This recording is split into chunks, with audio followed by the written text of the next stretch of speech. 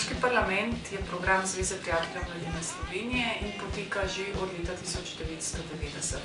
V tistih časih se je nekako pojavila želja po večji participaciji otrok.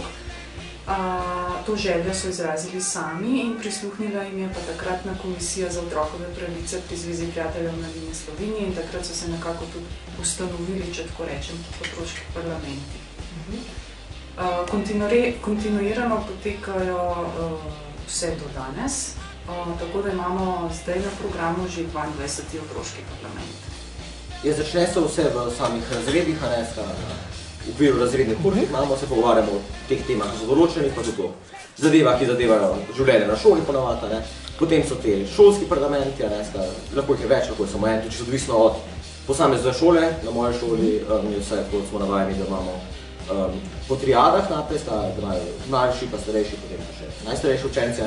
Potem so pa še neke skupni, kjer se neke poročila oblikujejo, potem se gre na območne parlamente, kjer se v bistvu ta poročila predstavljajo in potem tam se tudi izvoli predstavnike za mestni parlament, kjer je v bistvu nekako vrhovni parlament v mestu, kjer so v bistvu take, so vsa ta poročila stapljajo v eno veliko poročilo, ki se potem odnese na nacionalni parlament.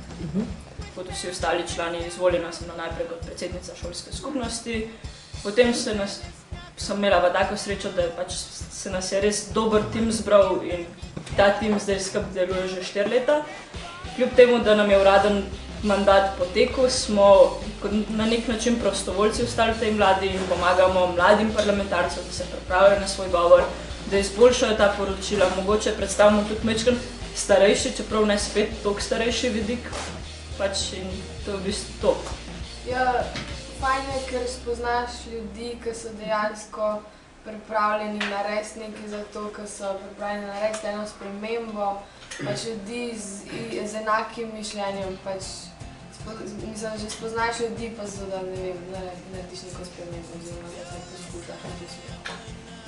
Mestna vlada ne deluje samo na temu, da se gre zdaj v nek parlament, da se tam prebere poročila, predstavi mnenja, ampak probamo vse več v bistvu delovati tudi na tem, da lahko na tisto temo konkretno kaj naredimo, kakšne delavnice, malo bolj ozaveščamo ljudi, osnovnošolce, njihove starše in tako dalje. Ja, mestna vlada pomaga zorganizirati vse te parlamente, naredimo delovno predsedstvo, ki pomaga pri izvedbi.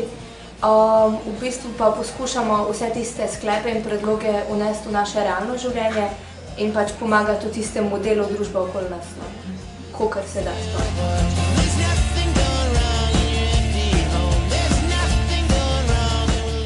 Točno natančna načina, kako je bila tema izbrana, ne vemo, zaradi tega, ker predlogi za teme prihodnjih parlamentov prihajajo iz različnih koncev Slovenije, potem pa otroci sami na nacionalnem parlamentu izberejo tisto, ki nekako največ pomeni.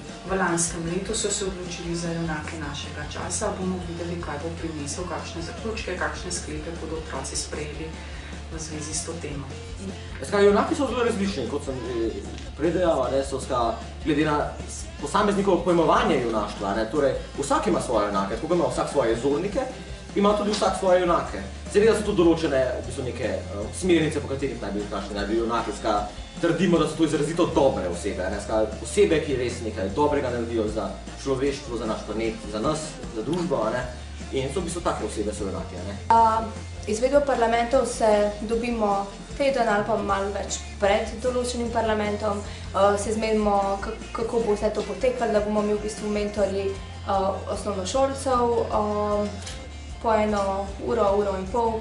V bistvu ne vzame toliko časa, kolikor deluje, da vzame, gre bolj za tisto, da v bistvu hočeš nekaj vložiti v to sploh, tisto voljo in pol se pa da. V veliki večini, kar poglej, ne vem, nekdo, ko trenira karate, si bo verjetno zbral nekoga, ki je svetovni dober karatist. Ja, zaradi dosežkov. Zaradi tega, ki trenira karate. Tudi zaradi tega, ker se ti poistovetiš z njim. Ja, zaradi dosežkov.